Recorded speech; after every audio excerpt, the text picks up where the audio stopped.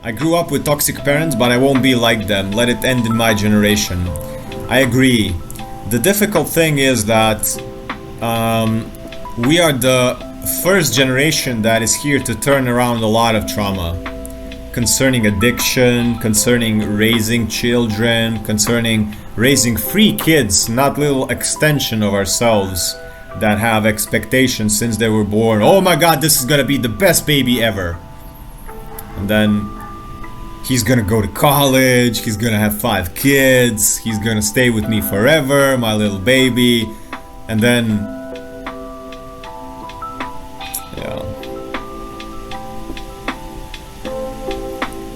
So I know that my part is addiction, because my parents have a lot of addictions and I took a lot of it from them, so I had to resolve a lot of things.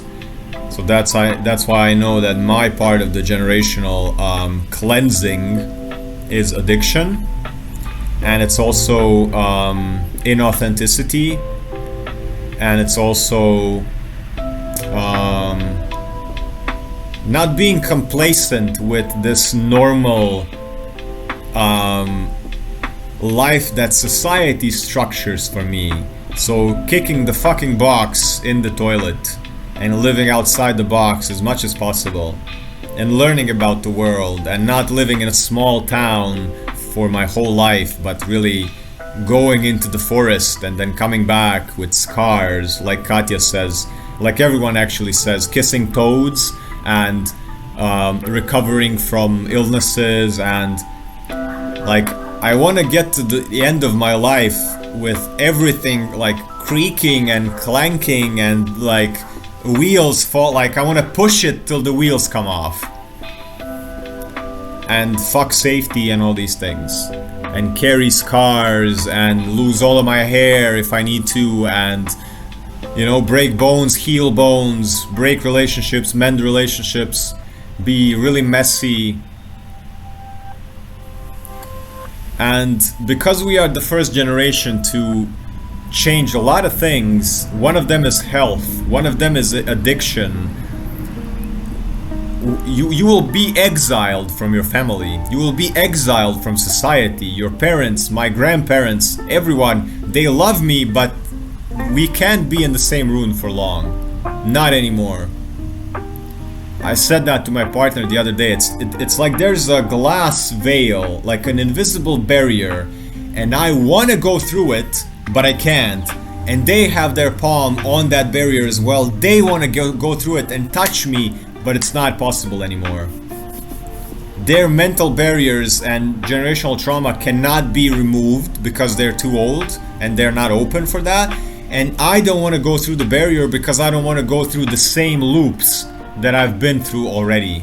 So we are stuck there, like my hand on the barrier and their hand on the other side of the barrier, and we can sort of look at each other and sort of metaphorically touch, but there is no more that genuine connection because we are too far apart in our nervous system, in our vibration, in our thinking, in our day-to-day life, in our diet, in what we do, how we do it. What are we accepting? In our self-respect. Like, I don't want to be even in a room where a person smokes, and I go back home for 2 weeks and we get in a fight immediately because I ask them, like, I've been away for 2 years, can you just please be on the balcony while you smoke just for this 2 weeks while I'm here? And no, the answer is no. And I'm like, okay, like, I respect, it's your house, but I have so much self-respect towards my health that I'm not gonna be in the same room if somebody smokes. I'm not gonna do it. And I don't give a fuck what you think. I love myself enough to not do it. And then immediately that's a barrier. Like, then I'm the one on the balcony and they're the one inside most of the time. And how do you get through that? They have so much ego, they're not gonna drop. I'm not saying don't smoke at all while I'm at home for the 2 weeks. I'm just saying, can you just smoke on the balcony and then come back? And then half an hour later, you need to smoke again, smoke on the balcony, come back. Just for this 2 weeks, while your child that you haven't seen for 2 years is in the same house as you? No. no, you're not gonna direct my behavior in my own home. And ego goes out, like really inflates, and I don't want to fight them. I just go on the balcony and say, okay, if that's how it's gonna be. And that's the barrier. That's the barrier.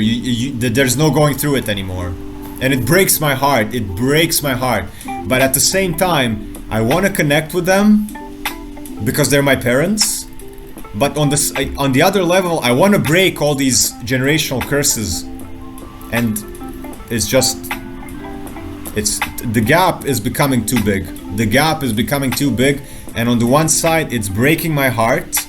It's breaking my heart. On the other side, I don't want to lose my self-respect for myself because they don't have respect for them. And I get attacked. I get attacked by my mom. She's saying, you look so sick. Look at you. You have no fat on you. And I'm like, okay. Like, I don't have fat, but I'm not weak. You know, I'm athletic, I do exercise, I do martial arts, I just don't have any excess weight on me. And she tells me, like, for 3 years in a row, and it's like, you look so sick, look at you, you're just skin and bones. And I'm like, Mom, like, you look sick, like, you don't move at all, you seem very slow, you drink beer every day, you smoke a pack of cigarettes every day, you have no exercise, no sunshine, and you tell me, like, how do you get behind that? Like, I'm trying, like, can we talk about my childhood? Can we talk about good memories? Can we talk about positive stuff? At least for these 2 weeks, it's impossible. It's impossible. Like, I've shed so much of what has been their trauma passed on to them and passed on to me, that we are so different that it's almost, we can't even talk. It's almost like we can't even talk. They just see, they project everything, expectations, everything. I'm to blame for everything, like, and it's been that way since I was born. Like, I was an unplanned child. I was almost, it was like, oh, are we gonna keep this or not? And then my mom said, oh, let's keep him. And then they got married, and now 30 years later, it's like I can still feel the guilt. I can still feel the guilt of, because of this child, I was not able to live my life to the fullest. I was not able to travel. I was not able to be my full self. I had to commit my entire existence to raising this kid. And now he does everything that we didn't expect. You know, like, now he has become nothing like we wanted. So we did everything in vain. And now we don't even know when grandchildren are gonna come. So 30 years down the toilet, all for this fucking little hippie that now what does he do? He is a graphic designer and he's a psychotherapist, and he lives away in Sweden. And when he comes home, he does everything differently than we do. It was all in vain, and he's the one responsible for us now being addicted to things. And yeah, so if anyone recognizes their own family in this,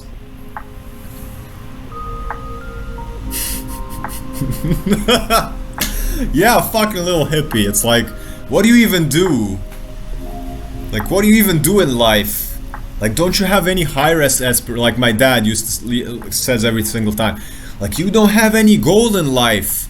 Like, what will you leave behind? And I'm like, Dad, I will leave behind happy people. I will leave behind my happy clients that will have a better life thanks to me and all the things I've read and all the things I've experienced and all the people on my lives and all the people that I work with privately. I'm here to help as many people as possible. Like, is that not big enough of a goal? And he's like, no, but you don't set standards for yourself. Like, are you sure? Like, physically, health-wise, how many people I can help in many areas of my life. And it's all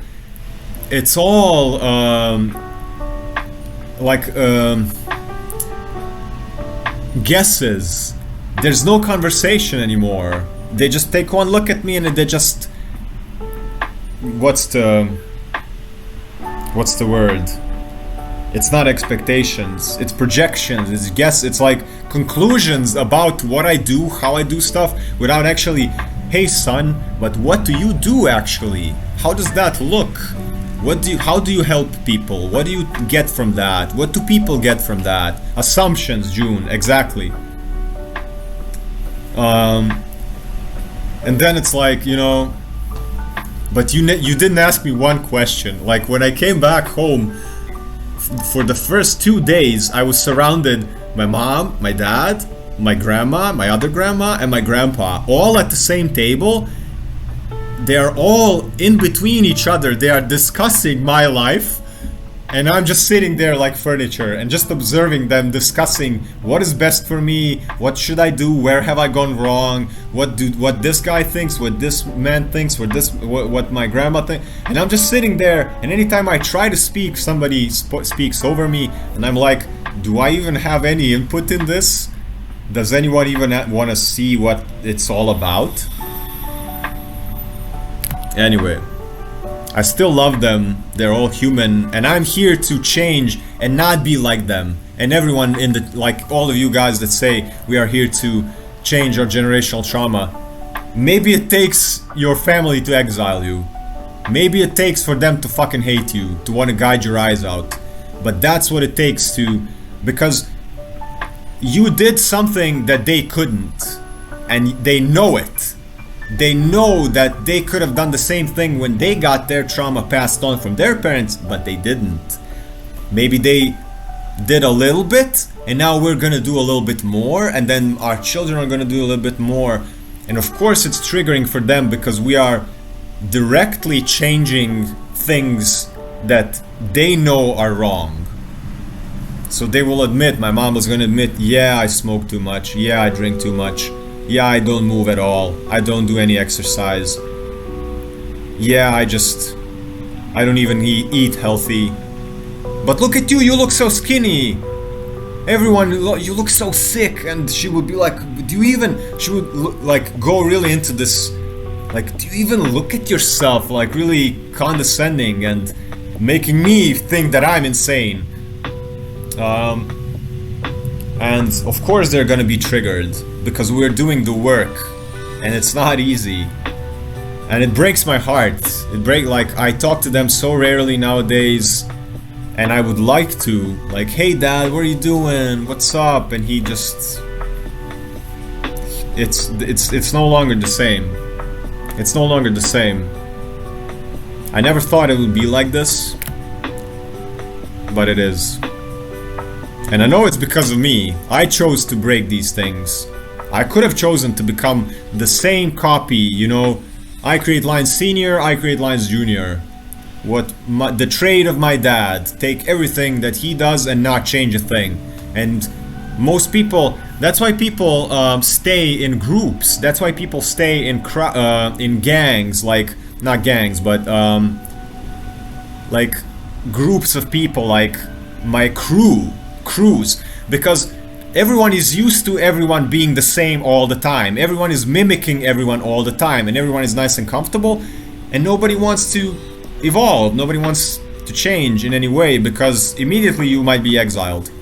But I'm so used to being exiled. Like when COVID hit and all this bullshit, you need to be vaccinated, otherwise you won't be accepted into society, and I'm like like, I live there. Like, you know that place of society exiling you? I live there. I have a nice little cottage in that place since I was born. So fuck all of you and your vaccines. Like, you won't be accepted into society anymore. Your family might exile you. Your job might exile you. Like, what's new?